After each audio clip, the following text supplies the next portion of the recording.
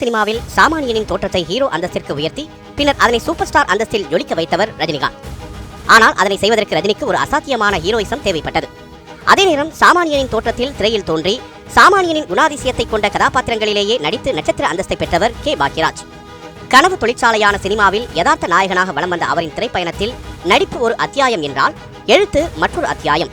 கதை, திரைக்கதை, வசனம், இயக்கம் இவற்றுடன் சேர்த்து நடிப்பையும் வழங்கிய பாக்யராஜ் சில படங்களில் இசையையும் பாடலையும் கூட இயற்றியுள்ளார். திரைக்கதை உருவாக்கத்தில் ஹிந்தி சூப்பர் ஸ்டார் அமிதாப் பச்சனையே அசத்திய பாக்யராஜ் இந்தியாவின் சிறந்த திரைக்கதை வல்லுநராக திகழ்பவர். தனது கலையுலக வாரிசு என எம்ஜிஆராலேயே அழைக்கப்பட்டது பாக்யராஜ் பெற்ற பெருமைகளின் உச்சம். இயக்குனர் இமயம் பாரதி ராஜாவின் சிஷியனாக இருந்தாலும் அந்த சாயலே துளியும் தெரியாமல் தனக்கென தனி பாணியில் படங்களை இயக்கியவர். பாரதி ராஜாவின் படங்கள் உணர்வுபூர்வமாக சொன்ன கிராமத்து கலாச்சாரங்களை கலகலப்பாக தனது படங்களில் பிரதிபலித்தவர் பாக்யராஜ். 16 வயது நிலைதான் பாக்யராஜ் உதவி இயக்குநராக பணியாற்றிய முதல் படம். பாரதி ராஜா தான் அவரது முதல் இயக்குனர் என்று பலரும் நினைப்பதுண்டு. ஆனால் 16 வயது நிலையத்திற்கு முன்பே ஒரு படத்தில் உதவி இயக்குநராக பணியாற்றியுள்ளார். ஏழை பணக்காரன் என்கிற அந்த படத்தின் ஷூட்டிங் 2வது நாளிலேயே நின்று போனது. சினிமா வாய்ப்பு தேடி சென்னைக்கு வந்தபோது பசி பட்டினி என பாக்யராஜின் நாட்கள் கழிந்து கொண்டிருந்த போது தேவர் பிலிம்ஸ் கதை இலாக்காவில் பணியாற்றிய எழுத்தாளர் தூயவன் நட்பு கிடைத்தது.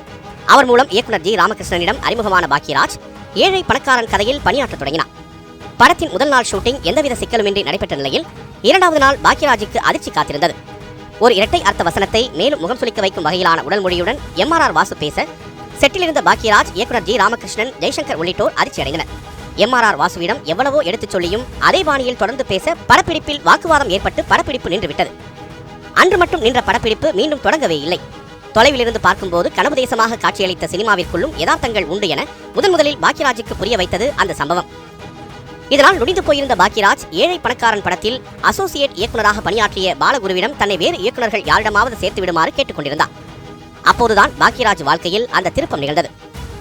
பாரதி ராஜா முதலாக இயக்கிய 16 வயது நிலை படத்தில் அசோசியேட் இயக்குநராக பணியாற்றிய பாலகுரு பாக்யராஜை உதவி இயக்குநராக சேர்த்துக் கொள்ளும்படி பாரதி ராஜாவிடம் பரிந்துரைத்திருக்கிறார். இப்படித்தான் பாரதி ராஜா என்கிற பல்கலைக்கழகத்தில் மாணவனாக சேர்ந்தார் பாக்யராஜ். முதல் சந்திப்பிலேயே பாரதி ராஜாவை கவர்ந்து அவரிடம் உதவி இயக்குநராக சேர்ந்தார் பாக்யராஜ். முதலில் மயில் என்று இருந்த தலைப்பை 16 வயது நிலை என்று மாற்ற யோசனை கூறியவரே பாக்யராஜ் தான். அதற்கு நியாயம் சேர்க்கும் விதமான ஒரு காட்சியையும் அவர் கூற பாரதி ராஜாவின் இதயத்திற்கு நெருக்கமானார் பாக்யராஜ். தமிழ் சினிமாவின் இரு பெரும் துருவங்களாக விளங்கிய ரஜினி மற்றும் கமலுடன் நெருங்கி பழகும் வாய்ப்பும் 16 வயது நிலை படம் மூலம் பாக்யராஜுக்கு கிடைத்தது. குறிப்பாக ரஜினிக்கு வசனங்களை உச்சரிக்க சொல்லித் தந்ததில் பாக்யராஜுக்கு முக்கிய பங்கு இருந்தது. தமிழ் சினிமாவில் தவிர்க்க முடியாத நகைச்சுவை சக்தியாக வலம் வந்த கவுண்டமணி 16 வயது நிலையில் அறிமுகமாகி இருந்தாலும் அவருக்கு திருப்பு முனையை ஏற்படுத்தி தந்த படம் கிழக்கே போகும் ரயில். இந்த படத்தில் காந்திமதியின் கணவர் கதாபாத்திரத்தில் கவுண்டமணியை நடிக்க வைப்பதற்கு பாரதி ராஜாவிற்கு சிறிதும் மனமில்லை. அந்த நேரத்தில் மீண்டும் மீண்டும் வலியுறுத்தி கவுண்டமணிக்கு அந்த வாய்ப்பை பெற்றுத் தந்தவர் பாக்யராஜ். கவுண்டமணி என்கிற பெயரும் பாக்யராஜ் சூட்டியதுதான். இதனை பல்வேறு பேட்டிகளில் நினைவு கூர்ந்துள்ளார் பாக்யராஜ். பாரதி ராஜாவிற்கும் பாக்யராஜுக்கும் இடையே ஒரு ஆத்மார்த்தமான குரு சிஷ்ய நட்பு இருந்தாலும் இருவருக்கும் இடையே அவ்வப்போது பிரச்சனைகள் ஏற்படாமல் இல்லை. சிகப்பு ரோஜாக்கள் படப்பிடிப்பில் அப்படி ஒரு சம்பவம் நடந்தது. கிழக்கே போகும் ரயில் முடிந்த பின்னர் சிகப்பு ரோஜாக்கள் படத்தின் படப்பிடிப்பு தொடங்க சிறிது தாமதமாக கிடைத்த சிறிய இடைவெளியில் தனது சொந்த ஊருக்கு சென்று திரும்பினார் பாக்யராஜ். பின்னர் சிகப்பு ரோஜாக்கள் படத்தின் முதல் நாள் படப்பிடிப்பில் வழக்கமாக ராஜன் என பாக்யராஜின் பெயரை உச்சரிக்கும் பாரதி ராஜா அன்று மோகன் என்ற வேறொரு உதவி இயக்குநரின் பெயரை அழைத்துவிட பாக்யராஜ் கண்களில் கண்ணீர் கசிந்தது. தனது வேதனையை வெளிப்படுத்தி கடிதம் எழுதி வைத்து படப்பிடிப்பு தளத்திலிருந்து சொல்லாமல் கொள்ளாமல் வெளியேறி தேனாம்பேட்டையில் தான் தங்கியிருந்த 92C விடுதிக்கு வந்துவிட்டார். பின்னர் படத்தின் தயாரிப்பாளர் KRG அந்த விடுதிக்கே விரைந்து சென்று பாக்யராஜை சமாதானப்படுத்தி அழைத்து வந்தது தனிக்கதை. சிகப்பு ரோஜாக்கள் படத்தின் டைட்டில் கார்டில் வசனகர்த்தாவாக பாக்யராஜ் பெயர் போடாததும் இருவருக்கும் இடையே மனக்கசப்பு ஏற்பட காரணமாக அமைந்தது. இவை எல்லாவற்றையும் விட பாரதி ராஜா பாக்யராஜ் நட்பில் விரிசல் விழ மற்றொரு முக்கிய காரணமும் இருந்தது. அதன் காரணமாக பாக்யராஜ் ஒரு சபதமே எடுத்து அதை நிறைவேற்றியும் காட்டினார். கிழக்கே போகும் ரயில் வெளிமாநில உரிமைகள் தொடர்பாக பாரதி ராஜாவிற்கும் தயாரிப்பாளர் ராஜ்கண்ணுவிற்கும் இடையே உரசல் ஏற்பட்டது. இதற்கு மூல காரணம் தன்னிடம் அசோசியேட் இயக்குநராக இருந்த பாலகுருவும் உதவி இயக்குநராக இருந்த பாக்யராஜும் தான் என்கிற எண்ணம் பாரதி ராஜா மனதில் ஏற்பட்டிருக்கிறது. SA ராஜ்கண்ணுவின் அமன் கிரியேஷன்ஸ் மூலம் முதல் பட வாய்ப்பை பெற எண்ணித்தான் இப்படி பகையை மூட்டிவிட்டதாக பாரதி ராஜா எண்ணியுள்ளார். தனது மனதில் உருவாக பூஜித்து வரும் பாரதி ராஜா மனதில் இப்படி ஒரு தவறான எண்ணம் வந்துவிட்டதை நினைத்து வருந்திய பாக்யராஜ் நமது முதல் படம் கண்டிப்பாக ராஜ்கண்ணு நிறுவனத்திற்காக இருக்கக்கூடாது என தீர்மானித்தார். அதிலேயே உறுதியாக இருந்த பாக்யராஜ் தனக்கு படம் இயக்கி தருமாறு SA ராஜ்கண்ணு அணுகிய போது தான் எடுத்துக்கொண்ட தீர்மானத்தை கூறி அந்த வாய்ப்பை நிராகரித்துள்ளார். பிளாங்க் செக்கை கொடுத்து எவ்வளவு தொகை வேண்டுமோ நிரப்பிக்கொள் என பாக்யராஜிற்கு அழைப்பு விடுத்த போதும் அதனை நிராகரித்துள்ளார் பாக்யராஜ். இப்படி பாக்யராஜுடன் பாரதி ராஜாவிற்கு நெருடர்கள் இருந்தாலும் பாக்யராஜுக்கு உள்ள கதையறிவும் திரைக்கதை திறமையும் மீண்டும் மீண்டும் குருவின் பக்கம் சிஷியனை இழுத்து வந்துள்ளது. சிகப்பு ரோஜாக்கள் படத்தில் பாக்யராஜ் தனியாக படம் இயக்கும் முயற்சியில் இறங்க தனது 4வது படமான புதிய வார்ப்புகளில் களமிறங்கினார் பாரதி ராஜா. அந்த கதை விவாதத்தின் போது கிளைமாக்ஸ் தான் எதிர்பார்த்தபடி இல்லை என உணர்ந்த பாரதி ராஜா பாக்யராஜுக்கு நடிகர் விஜயன் மூலம் அழைப்பு விடுத்தார். தனியாக படம் இயக்கும் முடிவை தற்காலிகமாக ஒத்திவைத்த சிஷ்யன் மீண்டும் தனது உறவிடம் வந்து சேர்ந்தார். கதை விவாதத்தில் கலந்து கொண்டு புதிய வார்ப்புகள் கதையை மெருகேற்றினார். அத்தோடு அவர் பங்களிப்பு நிற்கவில்லை, படத்தின் கதாநாயகனாகவும் மாறினார். கிராமத்து பள்ளிக்கூடத்து ஆசிரியர் என்கிற அந்த கதாபாத்திரத்திற்கு முதலில் கங்கை அமரன் உள்ளிட்ட பலரை பரிசீலித்து பார்த்தார் பாரதி ராஜா. ஆனால் அவருக்கு திருப்தி ஏற்படவில்லை. பாக்யராஜ் அந்த கதாபாத்திரத்திற்கு பொருத்தமாக இருப்பார் என எண்ணினார். சிகப்பு ரோஜாக்கள் படத்தின் டைட்டில் கார்டில் தனது சிஷ்யனின் பெயரை போடாததை ஈடுகட்டும் வகையில் அவருக்கு ஒரு அங்கீகாரம் வழங்க வேண்டும் என்று எண்ணிய பாரதி ராஜா புதிய வார்ப்புகள் படத்தில் பாக்யராஜையே கதாநாயகனாக்கினார். கூலிங் கிளாஸ் போட்டு ஸ்டைல் காட்டிய கதாநாயகர்கள் மத்தியில் பவர் கிளாஸ் போட்டுக்கொண்டு கதைநாயகனாக வலம் வந்தார் பாக்யராஜ். தற்செயல் கதாநாயகனாக மாறிய பாக்யராஜ் அடுத்த படமான கன்னி பருவத்திலே திரைப்படத்தில் வில்லனாக நடித்தார். தன்னை பாரதி ராஜாவிடம் அறிமுகப்படுத்திய பாலகுருவிற்கு நன்றிக்கடன் செலுத்தும் விதமாக கன்னி பருவத்திலே படத்தில் வில்லனாக நடித்ததுடன் திரைக்கதை வசனம் எழுதி பாலகுருவிற்கு பக்கபலமாக இருந்தார் பாக்யராஜ். இப்படி சிறிய இடைவெளி விழுந்த பின்னர் மீண்டும் தான் முதலாக இயக்குநராக அறிமுகமாகும் சுவரில்லாத சித்திரங்கள் படத்தில் முழுவீச்சில் களமிறங்கினார் பாக்யராஜ். அவர் ஏற்கனவே எடுத்த சபதத்தை போல் முதல் படம் அம்மன் கிரியேஷன்ஸுக்காக இயக்கவில்லை. கே கோபிநாத்தின் பகவதி கிரியேஷன்ஸ் தான் அந்த படத்தை தயாரித்தது. படபூஜை அழைப்பிதழுடன் பாரதி ராஜாவை சந்தித்த பாக்யராஜ் தனது முதல் படம் ராஜ்கண்ணுவின் அம்மன் கிரியேஷன்ஸுக்காக நிச்சயம் இருக்காது என ஏற்கனவே கூறியிருந்ததை சுட்டிக்காட்டினார்.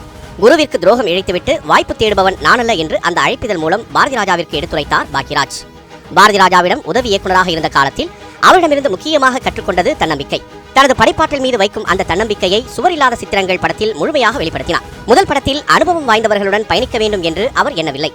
வாய்ப்புக்காக தான் ஏங்கிய காலத்தை நினைத்து பார்த்த அவர் நடிப்பு, தொழில்நுட்ப குழு என பல புதியவர்களுக்கு வாய்ப்பளித்தார். தனது அண்ணன் இளையராஜாவிடமிருந்து வெளியேறி அப்போது ஒரு படத்திற்கு மட்டுமே இசையமைத்திருந்த கங்கை அமரன் மீது நம்பிக்கை வைத்து அவருக்கு வாய்ப்பு வழங்கினார் பாக்யராஜ். அந்த நம்பிக்கையை நிறைவேற்றும் வகையில் ஹிட் பாடல்களை கொடுத்து அசத்தினார் கங்கை அமரன். 1979 ஆண்டு நவம்பர் 30 வெளிவந்த சுவரில்லாத சித்திரங்கள் பெரும் வெற்றி பெற்றது. புதுமையான கதைக்களம், கலகலப்பான கதை நகர்வு, நெஞ்சை உழுக்கும் இறுதிக்காட்சி என அமைந்த சுவரில்லாத சித்திரங்கள் தமிழ் திரையுலக சுவரில் வரையப்பட்ட அழியாத ஓவியமாக அமைந்தது. குழந்தை பருவத்தில் பாக்யராஜுக்கு தந்தையின் அரவணைப்பு கிடைத்ததை விட தாயின் அன்புதான் அதிகம் கிடைத்தது. இதனால் அவரது படங்களில் தாய்க்குளங்களுக்கு அதிக முக்கியத்துவம் இருக்கும். சிறுவயதில் தான் பார்த்து பழகிய வீடுகளிலும் வீதிகளிலும் சுற்றித் திரிந்த நிஜ கதாபாத்திரங்கள் தான் பின்னர் பாக்யராஜ் படங்களில் நிழல் உருவங்களாக வலம் வந்தன. அப்படி ஒரு கதாபாத்திரம் தான் சுவரில்லாத சித்திரங்களில் கவுண்டமணி ஏற்றிருந்த காளியண்ணன் கதாபாத்திரம். எப்போதும் கிண்டலும் கேலியுமாக பேசித்திருந்த டெய்லர் ஒருவர் கோவையில் பாக்யராஜ் வசித்த தெருவில் வசித்து வந்தார். அவரிடம் தான் ரசித்தவற்றையே சுவரில்லாத சித்திரங்கள் படத்தில் காளியண்ணன் கதாபாத்திரமாக உருவகப்படுத்தியிருந்தார். பாக்யராஜ் சிறுவனாக இருந்தபோது ஓட்டை காலனா என நினைத்து தேன்மிட்டாய் வாங்குவதற்காக மோதிரத்தை கொண்டு வந்து மளிகை கடையில் கொடுத்திருக்கிறார். அந்த மளிகை கடைக்காரர் மோதிரத்தை பாக்யராஜ் தாயிடம் திருப்பிக் கொடுத்த சம்பவம் வாழ்க்கையில் நேர்மையாகவும் நன்றி உணர்வுடன் இருக்க வேண்டும் என்கிற படிப்பினையையும் பாக்யராஜுக்கு ஊட்டியது. இப்படி சீரியஸாகவும் ஜாலியாகவும் தன்னை சுற்றி கடந்து சென்ற கதாபாத்திரங்களை உன்னிப்பாக கவனித்ததே சினிமாவில் அவரது கற்பனை வளத்திற்கு அடித்தளமிட்டது. சுவரில்லாத சித்திரங்கள் படத்திற்கு பிறகு மௌன கீதங்கள், இன்று போய் நாளை வா என அடுத்தடுத்து வெற்றி படங்களை கொடுத்த பாக்யராஜின் கலைப்பயணத்தில் முக்கிய படமாக அமைந்தது அந்த 7 நாட்கள். மிகப்பெரிய இசையமைப்பாளராக வர வேண்டும் என்கிற லட்சியத்தோடு கேரள மாநிலம் பாலக்காட்டிலிருந்து சென்னைக்கு வரும் பாலக்காட்டு மாதவனாக இந்த படத்தில் வாழ்ந்து காட்டியிருப்பார் பாக்யராஜ். லட்சியம், காதல், யதார்த்தம் என்கிற 3 புள்ளிகளில் முடிச்சு போட்டு தனது திரைக்கதை வித்தகத்தை காண்பித்திருப்பார் பாக்யராஜ். விரல் விட்டு எண்ணக்கூடிய சில கதாபாத்திரங்களை மட்டும் வைத்துக்கொண்டு அனைவரும் ரசிக்கக்கூடிய மனதிற்கு நிறைவான படமாக அந்த 7 நாட்கள் கதாபாத்திரங்களை உருவாக்கியிருந்தார் பாக்யராஜ். படத்தில் அவரது எழுத்து, இயக்கம் மட்டுமல்ல, நடிப்பும் பாராட்டுக்களை குவித்தது.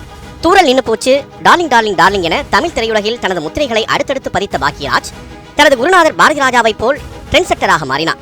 1983 ஆண்டு பாக்யராஜ் இயக்கத்தில் வெளிவந்த முந்தானை முடிச்சு படம் அவரது வாழ்க்கையில் மிகப்பெரிய திருப்பு முனையாக அமைந்தது. ஏவிஎம் தயாரிப்பில் பாக்யராஜ் இயக்கிய அந்த படம் வசூலில் பெரிய புரட்சியை செய்தது. 30 லட்சம் ரூபாய் செலவில் தயாரிக்கப்பட்ட அந்த படம் அந்த நேரத்திலேயே சுமார் 4 கோடி ரூபாய் அளவிற்கு வசூலித்து பாக்யராஜின் சினிமா மார்க்கெட்டை உச்சத்திற்கு கொண்டு சென்றது. முந்தானை முடிச்சு படத்தை உருவாக்க அவருக்கு உந்து சக்தியாக இருந்தது ஒரே ஒரு போஸ்டர் தான். ஏவிஎம் தயாரிப்பில் 1966 ஆண்டு வெளிவந்த ராமு என்கிற படத்தில் ஜெமினி கணேசன் தனது குழந்தையை கையில் தூக்கி வைத்துக் கொண்டிருக்கும் அந்த போஸ்டரை பார்த்துக் கொண்டிருந்த போதுதான் முந்தானை முடிச்சு கதை தனது மனதில் உதித்ததாக பாக்யராஜ் பேட்டிகளில் கூறியிருக்கிறார். பாக்யராஜ் தனது திரைப்பயணத்தில் எவ்வளவோ உணர்வுபூர்வமான நெகிழ்ச்சியான காட்சிகளை அமைத்து ரசிகர்களை கண்கலங்க வைத்திருக்கிறார். தனக்கே உரிய பாணியில் கலகலப்பும் ஊட்டியிருக்கிறார். தன்னால் முடிந்த அளவிற்கு சண்டை கூட போட்டிருக்கிறார். என்றாலும் அதையெல்லாம் தாண்டி பாக்யராஜ் என்றவுடன் அந்த முருங்கைக்காய் சமாச்சாரம் நினைவுக்கு வராமல் இருக்காது. 1984 ஆண்டு நடிகர் திலகம் சிவாஜி கணேசனுடன் இணைந்து பாக்யராஜ் பயணித்த தாவணி கனவுகள் படமும் அவரது கலை உலக பயணத்தில் மைல்கல்லாக அமைந்தது. ஆனால் அந்த படம் ரிலீஸ் ஆன அன்று வருமான வரித்துறையினர் மூலம் அவர் சந்தித்த நெருக்கடிகள் பரபரப்பும் விறுவிறுப்பும் நிறைந்த ஒரு பாக்யராஜின் திரைக்கதை போல அமைந்த நிஜக்கதை. பாக்யராஜ் அடுத்தடுத்து வெற்றி படங்கள் கொடுத்து வந்ததால் தாவணி கனவுகள் திரைப்படம் 1.25 கோடி ரூபாய் அளவிற்கு பிசினஸ் ஆகியது. 1984 ஆண்டு அது மிக பெரும் தொகை. இந்த விவரம் நாடாளுமன்றம் வரை சென்றது. அப்போதைய மத்திய சென்னை திமுக எம்பி மக்களவையில் இது குறித்து பிரச்சனை எழுப்பினார். தாவணி கனவுகள் படம் ரிலீஸ் நாளான செப்டம்பர் 14 காலை பாக்யராஜ் தனது வீட்டு பாத்ரூமிலிருந்து வெளியே வரும்போதே அவரை மடக்கினர் வருமான வரித்துறை அதிகாரிகள். சென்சார் அலுவலகத்திலிருந்து தணிக்கை சான்று பெற்று அதனை லேபிற்கு கொடுத்து படப்பெட்டிகளுடன் இணைக்க வேண்டிய பரபரப்பில் இருந்த பாக்யராஜுக்கு இந்த சோதனை அதிர்ச்சி அளித்தது. தங்களை யார் என்று சொல்லக்கூடாது என பாக்யராஜிடம் அறிவுறுத்திய வருமான வரித்துறையினர் அவருடனேயே சென்சார் அலுவலகத்திற்கு சென்றனர். இவ்வாறு ஒரு புறம் வருமான வரித்துறை சோதனை, மறுபுறம் பட ரிலீஸ் வேலைகள் என தாவணி கனவுகள் வெளியீட்டின் போது பாக்யராஜ் பட்ட அவஸ்தைகளுக்கு ஆறுதல் அளிக்கும் விதமாக தாவணி கனவுகள் படமும் பெரும் வெற்றியடைந்தது. சின்ன வீடு, எங்க சின்ன ராசா, ஆராரோ ஆரிராரோ என 80களில் வெற்றி முத்திரைகளை பதித்த பாக்யராஜ் சீசன் 90களின் பிற்பகுதியில் டல் அடித்தது. இதையடுத்து படங்கள் இயக்குவதை குறைத்துக் கொண்டு குணச்சித்திர வேடங்களில் செட்டிலானார். பாக்யராஜ் தனது திரைக்கதை வித்தையை பிற மொழிப்படங்களிலும் காண்பித்து அசத்தியிருக்கிறார். தமிழில் கமல்ஹாசன் நடித்து பாக்யராஜ் எழுத்திலும் பாரதி ராஜா இயக்கத்திலும் வெளியான ஒரு கைதியின் டைரி ஹிந்தியில் ஆக்ரி ராஸ்தா என்கிற பெயரில் மறு உருவாக்கம் செய்யப்பட்ட போது அதில் கதாநாயகனாக நடித்தார் அப்போது ஹிந்தி திரையுலகின் உச்ச நடிகராக இருந்த அமிதாப் பச்சன். எம்ஜிஆருடன் மிகவும் நெருக்கமாக இருந்த திரையுலக பிரபலங்களில் பாக்யராஜும் ஒருவர். சினிமா வாய்ப்பு தேடி சென்னைக்கு வந்த புதிதில் ஆற்காடு முதலை தெருவில் எம்ஜிஆர் பிக்சர்ஸ் அலுவலகத்திற்கு எதிராக உள்ள ஒர்க் ஷாப்பில் தான் தங்கியிருந்தார் பாக்யராஜ். அப்போது எம்ஜிஆர் அவரது அலுவலகத்திற்கு வந்து செல்வதை அங்கிருந்த வீடு ஒன்றின் மாடியிலிருந்து அவ்வப்போது தரிசித்து வந்த பாக்யராஜ் தான் பிற்காலத்தில் எம்ஜிஆரின் வாயாலேயே அவரது கலைவாரிசு என்று அறிவிக்கப்பட்டார். அப்போது தமிழக அரசியலில் பெரும் பரபரப்பை ஏற்படுத்தியது இந்த அறிவிப்பு. அரசியலில் எம்ஜிஆரின் வாரிசாக தன்னை முன்னிறுத்திக் கொள்ள முயன்ற பலர் எம்ஜிஆர் இவ்வாறு கூறியதை கேட்டு அதிர்ச்சி அடைந்தனர். 1984ஆம் ஆண்டு சட்டப்பேரவை தேர்தலின் போது எம்ஜிஆர் உடல்நிலை பாதிக்கப்பட்டு அமெரிக்காவில் சிகிச்சை பெற்று வந்தார். அப்போது எதிர்க்கட்சியினர் எம்ஜிஆர் உயிரோடு இல்லை என பிரச்சாரம் செய்து வந்தனர். இந்நிலையில் அமெரிக்கா சென்று பல்வேறு தடைகளை தாண்டி எம்ஜிஆரை சந்தித்தார் பாக்யராஜ். எம்ஜிஆரை சந்திக்க அவரது மனைவி ஜானகி முதலில் தம்மை அனுமதிக்கவில்லை என்றும் பின்னர் தேர்தல் பிரச்சாரத்திற்கு தேவைப்படுவேன் என்பதால் மருத்துவமனையில் எம்ஜிஆரை சந்திக்க தான் அனுமதிக்கப்பட்டதாகவும் பிற்காலங்களில் ஊடகங்களில் தனது நினைவுகளை பகிர்ந்து கொண்டிருக்கிறார் பாக்யராஜ். இந்த சந்திப்பு மூலம் எம்ஜிஆர் உயிருடன் நலமாக இருப்பதற்கு சாட்சியாக மாறிய பாக்யராஜ் அந்த தேர்தலில் அதிமுகவிற்காக தமிழகமெங்கும் தீவிர பிரச்சாரம் செய்தார். அமெரிக்காவில் எம்ஜிஆரை நேரில் சந்தித்து பேசினேன், இது என் குழந்தையின் மீது சத்தியம் என வீதி வீதியாக சென்று பேசினார். அந்த தேர்தலில் அதிமுக வெற்றி பெற்று அமெரிக்காவிலிருந்து முதல்வராகவே திரும்பினார் எம்ஜிஆர். அவருக்கும் பாக்யராஜுக்கும் இடையேயான நெருக்கம் மேலும் அதிகரித்தது. எம்ஜிஆர் மறைவுக்கு பின்னர் அதிமுக இரண்டாக பிரிந்தபோது நிகழ்ந்த அரசியல் சூழல்கள் தந்த கசப்பான அனுபவங்களால் அதிமுகவிலிருந்து விலகி எம்ஜிஆர் மக்கள் முன்னேற்றக் கழகம் என்கிற புதிய கட்சியை தொடங்கினார் பாக்யராஜ். ஆனால் அதைவிட கசப்பான அனுபவம் புதிய கட்சியை தொடங்கிய போது ஏற்பட்டது. இதையடுத்து அரசியலே வேண்டாம் என்று ஒதுங்கினார் பாக்யராஜ். ஜன்னல் கண்ணாடியை உடைத்துக் கொண்டு ஆக்ரோஷமாக பாயும் அதிரடி ஹீரோக்கள் மத்தியில் கண்ணில் போட்டிருக்கும் கண்ணாடியையும் கையில் கட்டியிருக்கும் வாட்சையும் பொறுமையாக கலற்றி வைத்துவிட்டு சண்டை போடும் பாக்யராஜின் பாணி தமிழ் திரையுலகின் நூதனங்களில் ஒன்று. இதேபோல் உடற்பயிற்சி செய்வது போன்ற அவரது நடன பாணியும் அதிக கிண்டலுக்கும் கேலிக்கும் உள்ளாகியிருக்கிறது. ஆனால் பாக்யராஜ் தன்னை அதிரடி நாயகனாக அல்லாமல் அப்பாவியான கதாபாத்திரங்களிலேயே அடையாளப்படுத்தியதால் பாக்யராஜின் சண்டையிலும் நடனத்திலும் இருந்த அப்பாவித்தனத்தை ரசிகர்கள் பொருட்படுத்தாமல் அவருக்கு வெற்றிகளை கொடுத்தனர். தமது கருத்துக்களை வெளிப்படையாக துணிச்சலாக தெரிவித்து வந்ததுதான் திரைத்துறையில் தமது வெற்றிக்கு காரணம் என பாக்யராஜ் கூறுவதுண்டு. ஆனால் அதுபோன்ற பேச்சுக்கள் தான் அவரை அவ்வப்போது சர்ச்சைகளில் சிக்க வைத்து விடுகிறது. சமீப காலங்களாக சினிமா ஆடியோ விழாக்களில் அடிக்கடி கலந்து கொள்ளும் பாக்யராஜ் அதில் சர்ச்சைக்குரிய வகையில் ஏதாவது பேசி பரபரப்பை ஏற்படுத்தி விடுகிறார். அவ்வாறு கருத்துக்களை பதிவு செய் பட விழாவில் பாக்யராஜ் பேசிய ஒரு பேச்சு மகளிர் ஆணையத்தால் விசாரணைக்கு அழைக்கப்படும் அளவிற்கு அவருக்கு நெருக்கடியை ஏற்படுத்தியது. பொள்ளாச்சி பாலியல் குற்றங்கள் தொடர்பாக பேசிய பாக்யராஜ் பெண்கள் குறித்து பேசிய சில கருத்துக்கள் மகளிர் அமைப்புகளிடையே கொந்தளிப்பை ஏற்படுத்தியது. அவருக்கு எதிராக போராட்டங்களும் நடைபெற்றன. இதையடுத்து பாக்யராஜ் மீது நடவடிக்கை எடுக்க தமிழக மகளிர் ஆணையத்திற்கு ஆந்திர மகளிர் ஆணையம் சம்மன் அனுப்பியது. இதையடுத்து தமிழக மகளிர் ஆணையம் பாக்யராஜுக்கு சம்மன் அனுப்பி விசாரணை நடத்தியது. விஜய் AR முருகதாஸ் கூட்டணியில் உருவான சர்க்கார் படத்தின் கதை தன்னுடையது என வருண் என்கிற உதவி இயக்குனர் கூற விவகாரம் நீதிமன்றம் வரை சென்றது. இதையடுத்து தமிழ்நாடு திரைப்பட எழுத்தாளர் சங்கத்தின் தலைவராக இருந்த பாக்யராஜ் இந்த விவகாரத்தில் தலையிட நேர்ந்தது. வருண் கதையும் சர்க்கார் கதையும் ஒரே மாதிரியாக இருந்ததாக கூறினார் பாக்யராஜ். இதையடுத்து வருண் பெயர் சர்க்கார் படத்தில் இடம்பெற்றது. இந்த சர்ச்சைகள் சுழன்றடித்த போது ஒரு கட்டத்தில் திரைப்பட எழுத்தாளர் சங்க தலைவர் பதவியையே ராஜினாமா செய்தார். கதை திருட்டு புகார்களை எதிர்கொள்வது பாக்யராஜுக்கு புதிது ஒன்றுமல்ல. ஏற்கனவே முந்தானை முடிச்சு படம் 80களில் வெளியான போது அது தன்னுடைய கதை என ஒருவர் புகார் தெரிவிக்க அந்த நெருக்கடிகளையும் சமாளித்தார் பாக்யராஜ். தென்னிந்திய திரைப்பட எழுத்தாளர் சங்கத்தின் தலைவராக பாக்யராஜ் பொறுப்பேற்ற போது மற்றொரு விவகாரமும் வெடித்தது. அந்த சங்கத்தின் அறக்கட்டளை நிதியின் வரவு செலவுகளை சங்கத்தின் முன்னாள் நிர்வாகிகளான இயக்குனர் விசுவும் கவிஞர் பிரைசூடனும் ஒப்படைக்க மறுப்பதாக கூறி சென்னை காவல்துறை ஆணையர் அலுவலகத்தில் புகார் அளித்தது திரையுலகில் தனி பரபரப்பை பற்றிக் கொண்டது.